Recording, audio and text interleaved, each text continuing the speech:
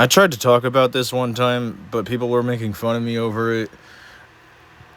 You people would take this way too personally, but the bending in this show doesn't actually make that much sense.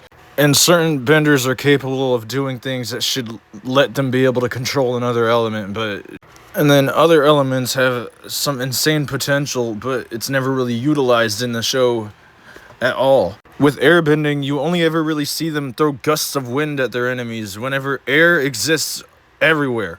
Why not create an entire tornado taking up the entire battlefield? I don't know how much chakra energy that would take, but it's possible. Could you thicken the air density to make it harder for people to breathe? They've been shown to do this before. How is he standing on the air with this thing? It's kind of like how waterbenders can do this, but airbenders should be able to do something similar with air. But if you can change the temperature of the water, then shouldn't you also be able to turn it into steam? A waterbender should be able to learn how to airbend or firebend when they can control the temperature of the water. I mean, when they can control ice too, which is a solid object, they should be able to learn how to earthbend at that point.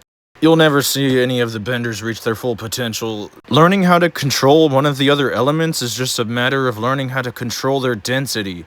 This is why in season 1, when Aang was learning how to waterbend, he accidentally firebended. He accidentally passed the density of fire, which is between air and water. And this is also why earthbending was the hardest for him to learn. Earthbending shouldn't even be called earthbending, because if it was actually earthbending, you'd be able to control the trees and other plants too. But you only see them control like different stones, like rock and metal and crystal sometimes. It's stone bending, not really earthbending. Doesn't make sense. There actually is plant bending, but only as long as the plant has a bunch of water infused in it. There's sand bending too, which is pretty much just a bunch of tiny rocks, so why don't you ever see Toph or any of the other earthbenders do this? Firebending has been the only element in the show that's been truly consistent and doesn't have any extra bullshit that makes it convoluted to think about. But I digress. This show doesn't even have all of the elements of creation. Why can't they control the element of time? Why can't they control the element of light and darkness? I want to see that in the new movie coming out, but I feel like this thing is going to be pointless and will add nothing new to the table. The show ended just fine in season 3, so I don't know why they're making a continuation of it.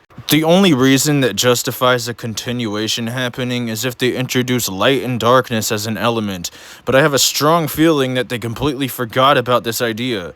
I don't want to be let down when watching the movie. This is one of my favorite cartoons in existence, and I don't want to be disappointed. I'm not trying to piss anyone off with this video. I just wanted to entertain people, and hopefully you got a laugh or two out of this. Or hopefully you got something valuable out of this video. Can't wait for the new fighting game that's coming out. That looks fun.